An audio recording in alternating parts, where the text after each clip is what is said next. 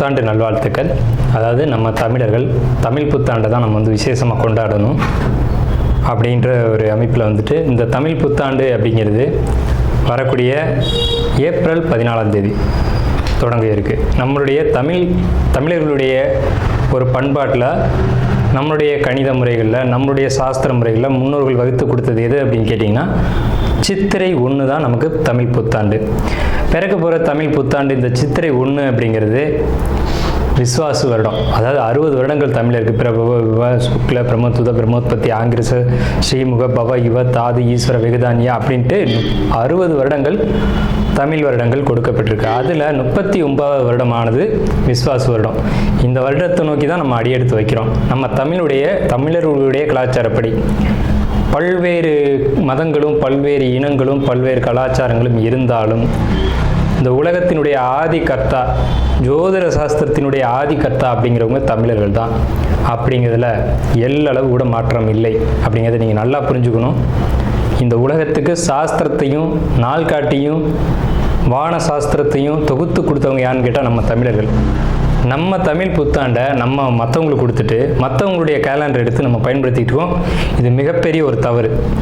இந்த இடத்துல நம்மளுடைய தமிழ் புத்தாண்டை நம்ம பின்பற்றணும்னு சொல்லி ஒரு வேண்டுகோளை நம்ம வச்சுட்டு இந்த தமிழ் புத்தாண்டு எப்படி இருக்குது அப்படிங்கிற அமைப்பையும், தமிழ் புத்தாண்டு என்ன, தமிழ் புத்தாண்டுடைய சிறப்புகளையும் நம்ம வந்து பேசுவோம்.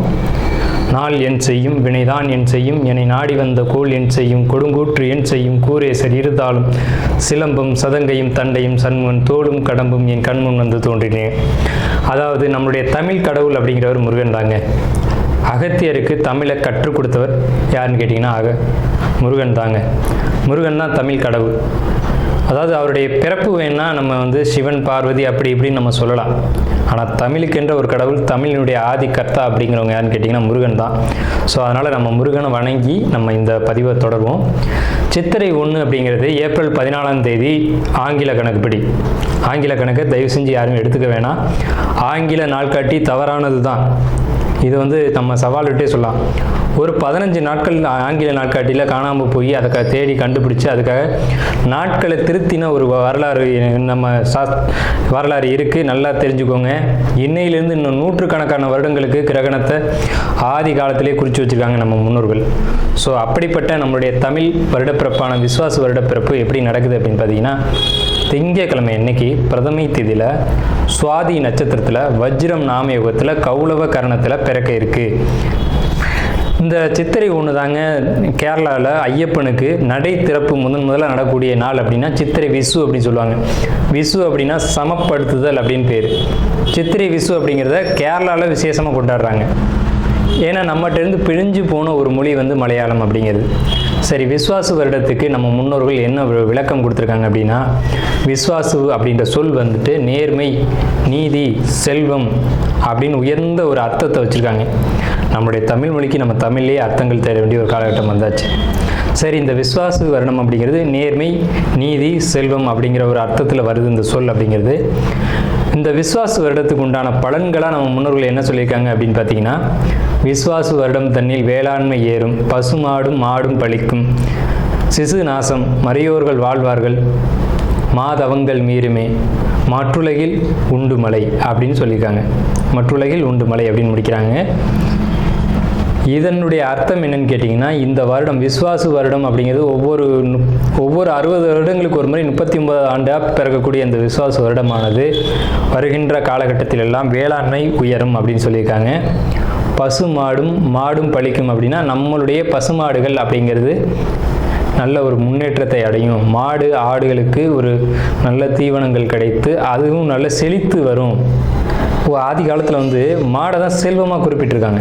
இன்றைக்கி வந்து பணம் அப்படின்ற ரூபாய் தாள்களை நம்ம வந்து பணமாக குறிப்பிட்றோம். ஒரு முன்னோர்கள்லாம் வந்து மாடு எவ்வளோ இருக்குது, மாட்டினுடைய அந்த குப்பை வந்து வேஸ்ட்டெல்லாம் எங்கே ஒரு மனிதன் வந்து எங்கே சேகரிக்கிறானோ அதை போய் முதல்ல பார்ப்பாங்கங்க. அதை வச்சு தான் அவனுடைய செல்வம் என்னன்றதை குறிப்பிட்டு பொண்ணு கொடுக்குறதா இருக்கட்டும், பொண்ணு எடுக்கிறதா இருக்கட்டும், இதெல்லாம் நம்முடைய மரபில் இருந்து வந்த ஒரு விஷயம். ஸோ அப்போ இத்தனை மாடுகள் இருந்தால் தான் அவன் செல்வந்தன் அப்படின்ற ஒரு கான்செப்ட் வந்து முன்னோர்கள் நமக்கு காமிச்சிருக்காங்க. அப்படிப்பட்ட பசுமாடுகள் மாடும் பழிக்கும் அப்படின்ற ஒரு வார்த்தையை வந்து அங்கே குறிப்பிட்டிருக்காங்க. சிசு நாசம் அப்படின்ற வார்த்தையை சொல்கிறாங்க. மறையோர்கள் வாழ்வார்கள். மறையோர்கள்னு யாருன்னு கேட்டிங்கன்னா சமுதாயத்தில் முக்கியமாக இருக்கக்கூடிய பெரியவங்க, மற்றவங்களுக்கு வழிகாட்டக்கூடியவங்க வாழ்வாங்க அப்படின்றத சொல்லியிருக்காங்க. மாதவங்கள் மீறுமே அப்படின்ற ஒரு வார்த்தையும் வருது. மாதவங்கள் மீறும் அப்படின்னா ஒழுக்கக்கேடான செயல்பாடுகளில் மனிதர்கள் நடக்க வேண்டிய காலகட்டங்கள் வரும். ஒழுக்கக்கேடுனா என்னங்க? இந்த விரல் தான் ஒழுக்கக்கேடு, இந்த ஒற்றை விரல் தான். இந்த விரலை வச்சு தான் நம்ம பட்டன் அமுக்கிறோம், காசு வாங்கிட்டு அமுக்கிறோம். இதுதான் மாதவங்கள் மீறுமே அப்படின்றது. ஸோ அந்த மாதிரிலாம் இல்லாமல் மனசாட்சிக்கு துரோகம் செய்யாமல் யார் நீதி பரிபாலனம் செய்வாங்க அப்படின்றத தெரிஞ்சு சரியான வாக்களித்து நல்ல தலைவனை தேர்ந்தெடுக்க வேண்டிய காலகட்டங்கள் அப்படிங்கிறத இங்கே மறைமுகமாக இந்த விசுவாச வருடத்தினுடைய வெண்பா பாடல் அப்படிங்கிறது நமக்கு சுட்டி காட்டுது. இந்த சித்திரை வருட பிறப்பானது மகர லக்னம்னு சொல்லக்கூடிய சர லக்னங்களில் விழுகுது. எப்படின்னு கேட்பீங்க. தமிழனுடைய கணக்குப்படி சூரியன் எப்போது கிழக்கு வானில் உதிக்கிறதோ அதுதான் லக்னம்.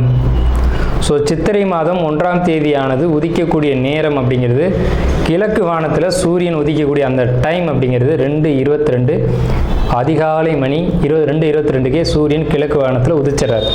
அப்போ அது லக்னமாக போட்டுக்கணும், இந்த வருடத்தினுடைய பிறப்பு லக்னமாக போட்டுக்கணும். ஸோ அப்படி நம்ம போடும்போது மகர லக்னம் சர லக்னத்தில் விழுகுது. முன்னோர்கள் வந்து சித்திரை 1ஆம் தேதி அப்படிங்கிறத கண்டறிஞ்சு அந்த 1ஆம் தேதி தொடங்கக்கூடிய லக்னத்தை கண்டறிஞ்சு அதுக்கான பலன்களை பஞ்சாங்கங்களில் எழுத ஆரம்பிச்சிருக்காங்க. ஸோ அதன் அடிப்படையில் சர லக்னமான மகர லக்னத்தில் இந்த புத்தாண்டு அப்படிங்கிறது பிறகுது. இது ஒரு விசேஷமான ஒரு விஷயந்தான். ஏன் அப்படின்னு கேட்டிங்கன்னா, அந்த மகர லக்னத்துக்கு அதிபதியான சனி பகவான் வந்து ஒரு பலமான ஒரு நிலையில் வருடப்பிறப்பின் போது இருப்பாங்க அப்படிங்கிற ஒரு விசேஷமான ஒரு அமைப்பில் இந்த வருடப்பிறப்பு அப்படிங்கிறது விஸ்வாச வருடம் பிறக்கின்றது. ஸோ இந்த விஸ்வாச வருடம் பிறக்கும் போதே நமக்கு ஒரு நல்ல செய்தி கிடைச்சாச்சு, இந்த வருடம் நன்றாக இருக்க போகுது அப்படிங்கிற ஒரு விஷயம். சரி, இதை வந்து சித்திரை மாதம் தான் நீங்கள் வந்து தமிழருடைய கலாச்சாரம் அப்படின்னு சொல்றீங்களே, இதுக்கு ஏதாவது ஆதாரம் இருக்கா அப்படின்னு கேட்டிங்கன்னா கண்டிப்பாக இருக்கிறது. புறநானூறு அப்படின்ற ஒரு தமிழ் இலக்கியம் இருக்குது. அதில் போய் தேடி பார்த்தீங்க அப்படின்னா தலைநாள் பூத்த பொன் இணர் வேங்கை அப்படின்ற சொல்லும், கனிவேங்கை நன்னாளே நாடி மலர்தலால் அப்படின்ற வார்த்தை வரும். அதாவது வந்து சித்திரை மாதத்தில் பூக்கள் அதிகமாக பூத்து குலுங்கும், அதனால தலைநாள் அப்படின்ற சொல்ல யூஸ் பண்ணுறாங்க. தலைநாள்னா முதல் மாதம் அப்படின்னு, தலை மாதம் கடை மாதம் அப்படின்னு பிரிக்கிறாங்க. கனிவேங்கை நாடி மலர்தலால், கனிவேங்கை நல்லான் நாடி மலர்தலால், அந்த பூக்கள் பூக்கிறதுனால அந்த கனிவேங்கை மாதம் அப்படிங்கிறதையும் தலைநாள் பூத்த பொன் இணர் வேங்கை அப்படின்ற சொல்லும் புறநானூறு அப்படின்ற இலக்கியத்தில் தமிழ் மாதம் வந்து முதல் மாதம் சித்திரை மாதம்ன்ற குறிப்பீடு அங்கே இருக்குது. சரிங்களா? வண்ண மலர்கள் பூத்து குலுங்கக்கூடிய ஒரு பொன்னான மலர்கள், பொன் போன்ற மலர்கள். இன்றைக்கும் கேரளாவில் ஒரு மஞ்சள் நிறத்தில் தங்க நிறத்தில் பூக்கக்கூடிய பூக்களை பறித்து அவங்க விசேஷத்துக்கு சித்திரை 1 அன்னைக்கு கொண்டாடுறாங்க. அவங்க தமிழ் பண்பாடை பின்பற்றுறாங்க அப்படின்றத இதை நீங்கள் தெரிஞ்சுக்கலாம். சரிங்களா? இப்போ இந்த சித்திரைக்கு அதிதேவதை யாருன்னு கேட்டிங்கன்னா மகாவிஷ்ணு. மகாவிஷ்ணு தான் காக்கக்கூடிய கடவுள் அப்படின்னு சொல்கிறாங்க. மகாவிஷ்ணு எங்கும் நிறைந்தவர் அப்படின்னு சொல்கிறாங்க. சரிங்க சார், சித்திரை மாதம் விசேஷங்களை கொண்டாடலாமா அப்படின்ற ஒரு கேள்வி வரும். 100% கொண்டாடலாம். ஏன்னு கேளுங்க. இதுக்கு உதாரணம் வந்து ராமர் தான். ராமர் பட்டாபிஷேகம் ஏற்ற மாதம் எதுன்னு கேட்டிங்கன்னா சித்திரை மாதங்க. அப்போது விலக்கப்பட்ட மாதங்கள் அல்ல, இது விசேஷத்துக்கு ஏற்றுக்கொள்ளப்பட்ட மாதம் எதுன்னு கேட்டிங்கன்னா சித்திரை மாதம்தான். பகவத்கீதையிலே ஒரு வார்த்தை வருது, ருதுக்களில் நான் வசந்த ருதுவாக இருக்கிறேன் அப்படின்னு கிருஷ்ணர் சொல்கிறார். நம்மளுடைய வாக்கியம் இல்லை, இது பகவானுடைய சொல். அப்போ வசந்த ருது அப்படின்றது எதுன்னு கேட்டிங்கன்னா சித்திரை 1 தான் வசந்த ருதுனுடைய தொடக்கம். வசந்த காலம் அப்படிங்கிறது வெயில் காலம் அப்படின்னு தான் பேர், கோடை காலம் அப்படின்னு பேர். வசந்த காலமானது சித்திரை வைகாசி, இந்த 2 மாதத்தையும் வசந்த காலம் அப்படின்னு குறிப்பிடுறாங்க சமஸ்கிருதத்தில். அப்போ இந்த வசந்த காலம் வந்துட்டு எனக்கு பிடித்த ருது அப்படின்னு சொல்கிறாரு கிருஷ்ணர். ஸோ ராமர் பட்டாபிஷேகம் ஏற்றுக்கிட்ட ருது எது அப்படின்னு கேட்டிங்கன்னா சித்திரை மாதம். அப்போ சித்திரை மாதம் புது வீடு வாங்கலாம், புது வீடுக்கு கிரகப்பிரவேசம் பண்ணலாம், புது மனை எழுப்பலாம், மனை சம்பந்தப்பட்ட விஷயங்கள், மங்கள காரியங்கள், இது எல்லாம் செய்வதற்கு உகந்த மாதம் சித்திரை மாதம். சரி, அப்போ அந்த சித்திரை மாதம் பார்த்திங்கன்னா சித்ரா பௌர்ணமி அப்படின்னு ஒன்று வரும். சித்திரை பௌர்ணமி அப்படின்ற ஒரு விசேஷம் வரும். சூரியன் மேசத்திலும் சந்திரன் துலாத்திலும் இருந்து சித்திரை நட்சத்திரம் வருகின்ற நாளில் பௌர்ணமி திதியானது உதிக்கும். ஒவ்வொரு தமிழ் மாதத்துக்கும் குறிப்பிட்ட நட்சத்திரத்தில் தான் பௌர்ணமி திதி வரும். அந்த திதி எந்த காலகட்டத்திலையும் மாறாது. அதனால தான் தமிழர்கள் வந்து ரொம்ப நுட்பமானவர்கள் நம்ம சொல்கிறோம். வைகாசி மாதம் அப்படின்னு எடுத்துக்கிட்டோம்னா அந்த மாதத்துக்கு பேர் வைகாசின்னு ஏன் வந்தது அப்படிங்கிறது தெரியணும். விசாக நட்சத்திரத்தில் பௌர்ணமி உதிக்கும். மேச ராசியானது மே மாதம் நம்ம மேச ராசின்னு சொல்கிறோம், மேடத்தை மே அப்படின்னு சொல்கிறோம். நம்மகிட்டேருந்து எடுத்துக்கொண்ட ஒரு வார்த்தை ஆங்கிலத்தில். மேடம்ன்ற சொல்ல மேஷம், மேடம்ன்ற சொல்ல மே அப்படின்னு திரிச்சிருக்காங்க. இவ்வளோதான் விஷயம், சரிங்களா? மேடம் நம்ம குறிப்பிட்றோம் ராசியில், அதை மே மாதம் அவங்க குறிப்பிட்றாங்க. அப்போ இந்த பருவ காலத்தில் மே மாதம் வரக்கூடிய இந்த சித்திரை நட்சத்திரத்தில் தான் சித்திரை மாதம் பௌர்ணமி உதிக்கும். முழு நிலா, பெரிய நிலா உதிக்கும். சந்திரன் வந்து ரொம்ப பிரகாசமாக இருக்கக்கூடிய பௌர்ணமி திதியானது முதல்ல உதிக்கிற மாதம் சித்திரை மாதத்தில் தான் அவ்வளோ முழு நிலாவாக ஒலிக்கும். இந்த சித்ரா பௌர்ணமி அப்படிங்கிறது சித்திரகுப்தனுக்கான விசேஷ நாள். சித்திரகுப்தன் யாருங்க? யமனுடைய பிஏ, யமனுடைய கணக்காளி, யமனுடைய பணியாளர். இவரை வந்து இந்த மாதத்தில் விசேஷமாக கொண்டாடுறாங்க. நம்மளுடைய முன்னோர்கள் இறந்தவங்க இருக்காங்க அப்படின்னா அவங்க நல்ல ஆத்மாவா கெட்ட ஆத்மாவான்னு கணக்கு எழுதக்கூடியவர் சித்திரகுப்தன் தான். அந்த கணக்கு அவர் எழுதுறதுனால தான் சித்ரா பௌர்ணமி அன்னைக்கு நம்ம முன்னோர்களை கொண்டாடி விசேஷமாக வழிபாடு செய்கிறோம். தை 1 தமிழ் புத்தாண்டுன்னு கொண்டு வந்தாங்க. அதை முழுமையாக ஒரு வருடம் கூட அவங்களால கடைபிடிக்க முடியல. இன்னொரு வரைக்கும் அதுக்கான சரியான கணக்கீடுகளை அவங்களால கொடுக்க முடியலை. வார்த்தைக்கு தை 1 தான், இது வந்து நாங்கள் ஆதாரத்தை கண்டுபிடிச்சிட்டோம், எங்கள்கிட்ட இது இருக்குது அது இருக்குது அப்படின்லாம் சொன்னாங்க. ஆனால் ஒரு தெளிவான ஒரு விஷயத்தை அவங்களால கொடுக்க முடியல. அதுக்கான ஒரு காலண்டரையோ நாட்காட்டியோ அவங்களால கொடுக்க முடியல. சித்திரை 1 தான் தமிழர்களுக்கான புத்தாண்டு. அந்த புத்தாண்டை விசேஷமாக கொண்டாடணும். எப்படிலாம் கொண்டாடலாம் சார்? எப்படி கொண்டாடலாம்? சித்திரை மாதத்துக்கு முத நாளே அதுக்கு நம்ம தயாராகணும். நம்மளுடைய பாரம்பரிய உடைகளை அன்றைக்கி அணியணும்.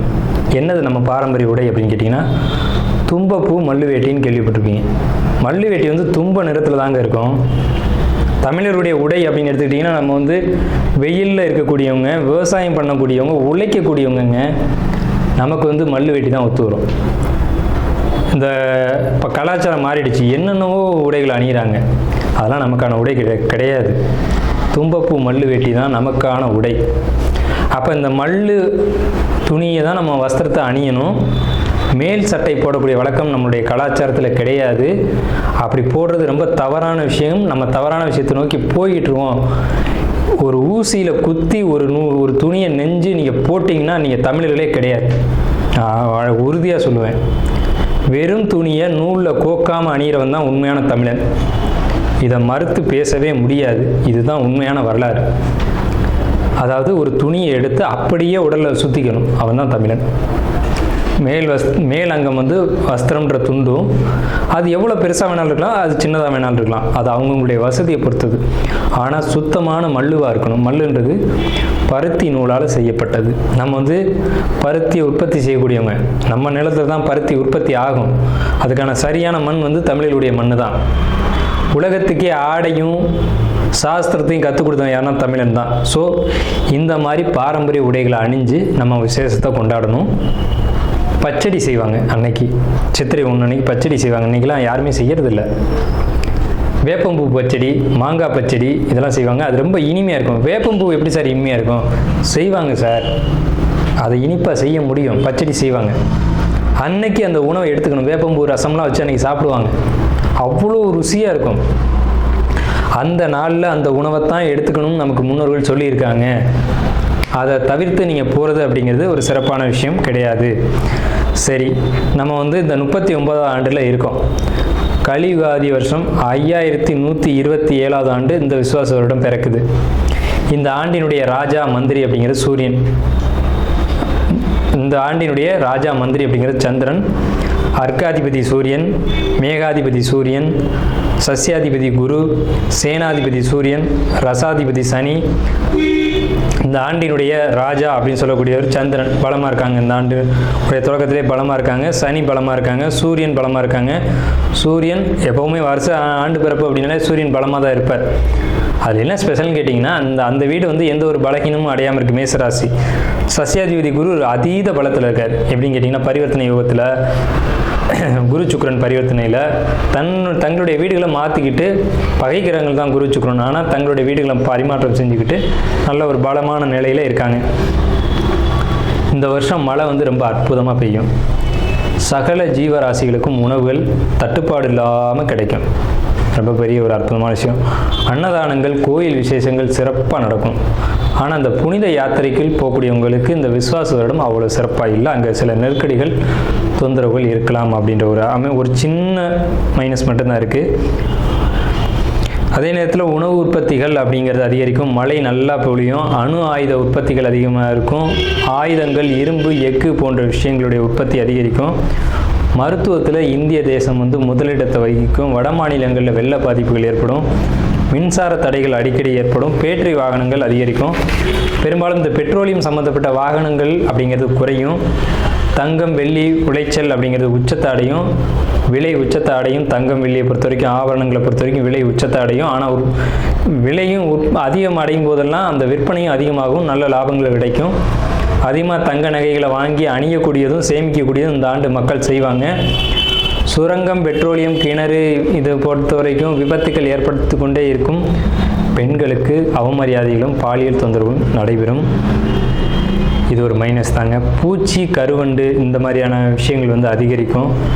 வெங்காயம், தக்காளி, பூண்டு, மாங்காய், புளி இதனுடைய உற்பத்தியும் அதிகமாக இருக்கும். விலையும் அதிகமாக இருக்கும். மனிதர்களுக்கு இந்த நடைப்பயணம் போகக்கூடியவங்களுக்கு மட்டும் கொஞ்சம் தொந்தரவுகள் இருக்குங்க. இது இந்த ஆண்டினுடைய பலனாக இருக்குது. இந்த ஆண்டு எப்படி கொண்டாடணும் அப்படின்றத பற்றி நம்ம பேசணும், சரிங்களா? அப்போ அந்த நாளில் புத்தாடைகள் அணிஞ்சு விசேஷமாக நம்ம அதுக்கு முதல் நாளே தயாராகிடணும். சித்திரை கனி காணுதல் அப்படின்னு சொல்லுவாங்க. சித்திரை கனி காணுதல் தமிழர்களுடைய ஒரு மரபான பண்பாடு. இந்த சித்திரை மாதத்துக்கு முதல் நாளே அதுக்கான ஏற்பாடுகள்லாம் செஞ்சு வச்சுட்டு நீங்கள் அடுத்த நாள் புத்தாண்டு பிறக்கும்போது அந்த சித்திரை கனி காணுதலோடு நீங்கள் தொடங்குனீங்க அப்படின்னா இந்த புத்தாண்டு ரொம்ப பெரிய விசேஷத்தை உங்களுக்கு கொடுக்கும். நீங்கள் 12 ராசிகளில் எந்த ராசியில் பிறந்திருந்தாலும் உங்களுக்கு ஏற்றம் தான் அப்படிங்கிறதுல மாற்றுக்கிறதுக்கு இடமில்லை. 12 ராசிகளுக்கும் யோகத்தை கொடுக்கக்கூடிய ஒரு ஆண்டு தான் இந்த சித்திரை புத்தாண்டு பிறப்பு, விஸ்வாச வருட பிறப்பு. விஸ்வாசு அப்படின்னாலே விஸ்வாசம் அப்படின்ற சொல்ல ஒரு தெரிந்த சொல்ல தான் நம்ம பார்க்குறோம். நேர்மையாகவும் மக்கள் செயல்படுவாங்க, நீதியோடு நடந்துக்குவாங்க. நீதி என்னன்றது தெரியும். தலைமையில் இருக்கக்கூடியவங்களுக்கு கொஞ்சம் தொந்தரவுகள் வரும். தலைமை அப்படின்னா உங்களுக்கு தெரியும், அரசாங்கத்தில் அரசியலில் இருக்கக்கூடியவங்களுக்கு தொந்தரவுகள் வருது அப்படிங்கிறதெல்லாம் மாற்றுக்கிறதுக்கு இடமில்லை. இதை பலர் சொல்லலாம், பலர் மறுக்கலாம். நடக்கும்போது சில விஷயங்கள் நீங்கள் தெரிஞ்சுக்கிங்க. புத்தாண்டினுடைய பிறப்பானது சிம்ம மாந்தியில் தொடங்குகிறது. அப்போ தலைமையில் இருக்கக்கூடியவங்க யாருன்னு நம்ம குறிப்பிட்டு சொல்ல முடியாது. எல்லாருமே தலைமை தான். அந்த பார்லிமெண்ட்டு, அதே மாதிரி நாடாளுமன்றம், இந்த மாதிரி இடங்களுக்கு போகக்கூடியவங்க எல்லாருமே தலைமை தான். இவங்களுக்கு மட்டும் கொஞ்சம் எச்சரிக்கையாக இருக்கணும் அப்படின்ற காலகட்டம். உடலையும் மனதையும் தைரியமாக பார்த்து கொள்ள வேண்டும் அப்படின்ற காலகட்டம் இந்த விஸ்வாச வருடம். அதே சமயத்தில் நீதி, நேர்மை யாரெல்லாம் கடைபிடிக்கிறீங்களோ உங்களுக்கு இந்த விஸ்வாச வருடம் உங்களை விசுவாசமாக காப்பாற்றும் அப்படிங்கிறதுலேயும் மாற்றுக்கிறதுக்கு இடம் இல்லைங்க. ஸோ நம்மளுடைய இந்த வீடியோ பார்த்த அனைவருக்கும் நன்றிகள். ரிஷப ராசிக்கு உண்டான விஸ்வாச வருடத்தினுடைய தமிழ் புத்தாண்டு பெயர்ச்சி பலன்கள் எப்படி இருக்கும்? இந்த சித்திரை 1லேருந்து அடுத்த சித்திரை மாதம் பங்குனி மாதம் 30ஆம் தேதி வரைக்குமான இந்த 12 மாத காலகட்டங்கள் ரிஷபராசிக்கு நல்லா இருக்கா அப்படிங்கிறத நம்ம பார்க்குறோம். நாள் என் செய்யும், வினைதான் என் செய்யும், என்னை நாடி வந்த கோள் என் செய்யும், கொடுங்கூற்று என் செய்யும், குதிரேசர் இருந்தாலும் சிலம்பும் தண்டையும் சதங்கையும் சண்முன் தோளும் கடமும் என் கண்முன் தோன்றினேன். இந்த ரிஷபராசி அப்படிங்கிறது காலபுருஷத்தில், அதாவது மேஷம் அப்படின்னு எண்ணி வரும்போது 2வது ராசியாக இருக்கக்கூடிய ராசி தான் ரிஷபம். இந்த ராசிக்கு உருவம் அப்படின்னு பார்க்கும்போது காளை மாடு சின்னத்தை உருவமாக கொடுத்துருக்காங்க. இந்த விஸ்வாச வருடத்தில் எங்களுக்கு முன்னேற்றம் இருக்கா அப்படிங்கிறத பற்றின கேள்விகளும், இந்த வருடம் எங்களுக்கு நல்லா இருக்குமா அப்படிங்கிற கேள்விகளும் உங்களுக்கு இருக்கும். அதுக்கான பலன்களை தான் இப்போ நம்ம கொடுக்க வந்திருக்கோம். நம்ம சேனலை ஸ்கிப் பண்ணாமல் முழுமையாக பாருங்கள். நம்ம சேனலில் வீடியோக்கள் அப்படிங்கிறது பரிகாரம், வாஸ்து, ஜோதிடம் சம்மந்தப்பட்ட வீடியோக்களும், ராசி பலன் சம்மந்தப்பட்ட வீடியோக்களும் தொடர்ந்து வரும். இந்த பயனுள்ள தகவல்களை உங்களுடைய பொன்னான நேரத்தை ஒதுக்கி முழுமையாக பார்க்கும்படி கேட்டுக்கிட்டு நம்ம வீடியோக்குள்ளே போவோம். இந்த ரிஷப ராசிக்கு இந்த ஆண்டினுடைய, அதாவது விஸ்வாச வருடத்தினுடைய கிரக அமைப்புகள் இதை பொறுத்த வரைக்கும் பலன்கள் என்ன சொல்லுது அப்படின்னு நம்ம பார்க்குறோம்.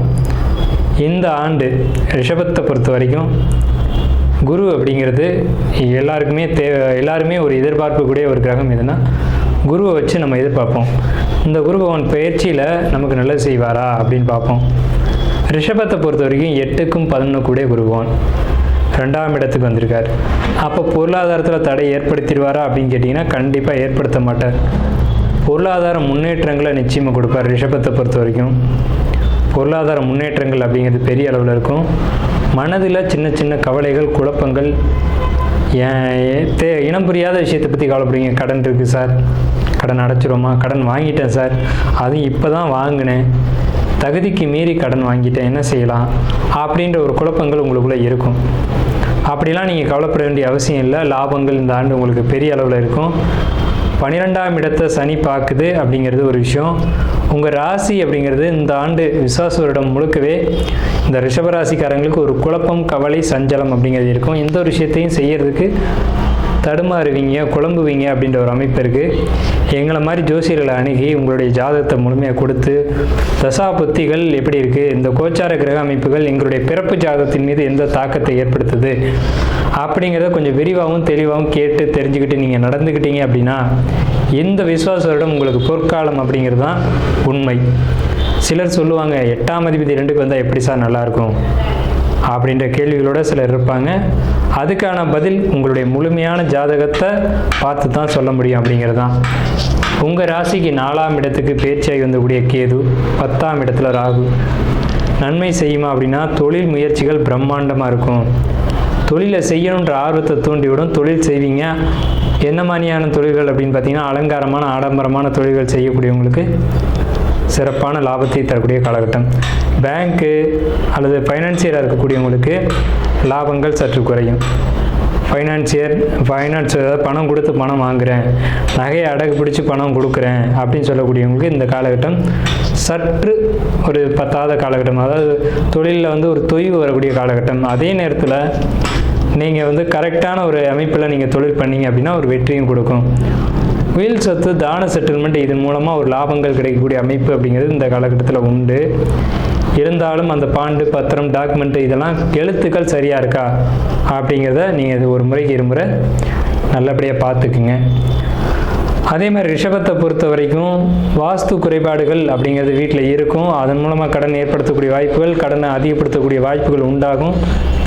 வாஸ்து பிரச்சனைனால கடன் பிரச்சனையில் மாட்டிக்கக்கூடிய ஒரு தொந்தரவான காலகட்டம். நீங்கள் வீடு மாறியிருப்பீங்க அல்லது வீடு வாங்கியிருப்பீங்க சமீப காலகட்டத்துக்குள்ளே. அந்த வீட்டில் ஏதாவது ஒரு குறை இருக்கும். அந்த குறையினால் நீங்கள் கடன் வாங்கக்கூடியது, கடனில் பிரச்சனைகளை மாட்டிக்கூடிய ஒரு அமைப்பு அப்படிங்கிறது இந்த காலகட்டத்தில் உண்டு தாங்க, இல்லைன்னு நம்ம மறுக்க முடியாது.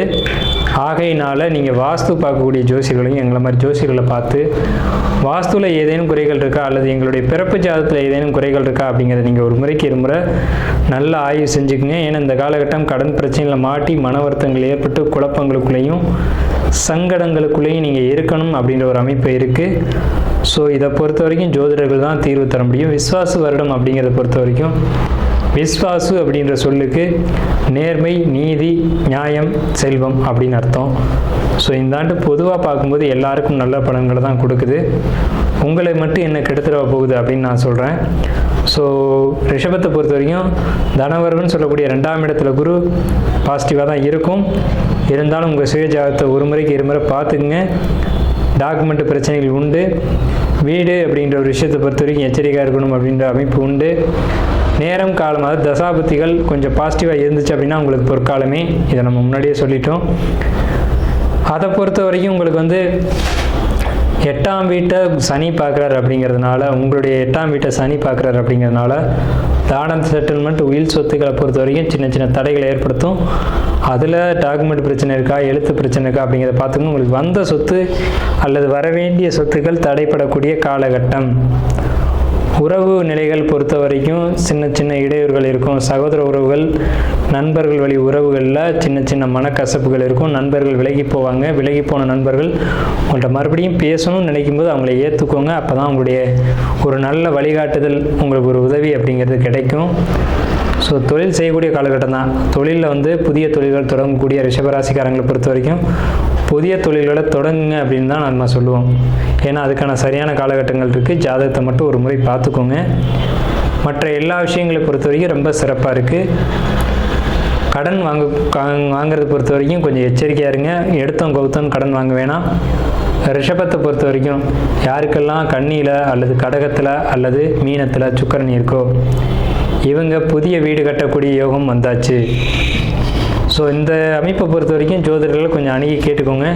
கடகத்தில் ரிஷப ராசிக்காரங்களுக்கு சுக்கிரன் இருந்தாலும் சரி, கன்னியில் இருந்தாலும் சரி, மீனத்தில் இருந்தாலும் சரி, இந்த காலகட்டத்தில் புதிய வீடு கட்டுவீங்க, நல்ல வீடு வாங்குவீங்க. அப்படின்ற வீடு அதிர்ஷ்ட யோகம் அப்படிங்கிறது உங்களுக்கு நிச்சயமாக இருக்குது. விருச்சிகத்தில் சுக்கிரன் இருந்தாலும் இந்த யோகம் உண்டு. ஸோ இந்த ஒரு அமைப்பு அப்படிங்கிறது ரொம்ப சிறப்பான ஒரு காலகட்டம். பொதுவாக உங்களுக்கு குழப்பங்கள் அப்படிங்கிறது இருந்துக்கிட்டு இருக்கும். நம்ம இதை தான் மறுபடியும் சொல்கிறோம். குழப்பங்களை பொறுத்த வரைக்கும் தேவையற்ற குழப்பங்களை ஒதுக்கி வச்சுடுங்க. தேவையில்லாத மன அழுத்தங்கள், டிப்ரெஷன் அப்படிங்கிற ஒரு விஷயம் உங்களுக்குள்ளே வரும். நெஞ்சு மார்பு பகுதிகளை பொறுத்த வரைக்கும் ரிஷபராசிக்காரங்க எச்சரிக்கையோடு இருக்கணும். உங்கள் ராசிக்கு 4ஆம் இடத்துல கேது. 4ஆம் இடம் என்பது இருதயம், மார்பு, இதை குறிக்கக்கூடிய இடம். அங்கே கேது அப்படிங்கிறது அடைப்பு, ஒரு பிரச்சனை, ஒரு அழுத்தம், ஒரு சிக்கல், ஒரு குழப்பம், இதை கொடுக்கக்கூடிய காலகட்டமாக இருக்குது. ஸோ இந்த விஷயத்தை பொறுத்த வரைக்கும் நீங்கள் எச்சரிக்கையாக இருந்தால் போதுமானது. உடல் ரீதியில் மனம் சம்மந்தப்பட்ட குழப்பங்களையும் மனம் சம்மந்தப்பட்ட பாதிப்புகளையும் ஆட்டோமேட்டிக்காக மன அழுத்தம் வந்துச்சுனாலே இருதய பிரச்சனைகள் அப்படிங்கிறது வந்துடும். அதுக்காக தான் நான் மீண்டும் சொன்னேன், உங்களுடைய சுயஜாதத்தையும் உங்களுடைய வீட்டு அமைப்பையும் ஒரு முறைக்கு இருமுறை பார்த்து கொள்ளுங்கள் அப்படின்னு சொல்லிட்டு. ஸோ உங்களுக்கு எல்லாமே பாசிட்டிவாக இருக்குது. இந்த ஆண்டு விஸ்வாச ஆண்டு உங்களுக்கு புத்தாண்டு புதிய ஒரு நல்ல பலன்களை வழங்கும் அப்படிங்கிறத சொல்லி நம்ம இந்த ஒரு வீடியோவை நிறைவு செய்வோம். வாழ்த்துக்கள்.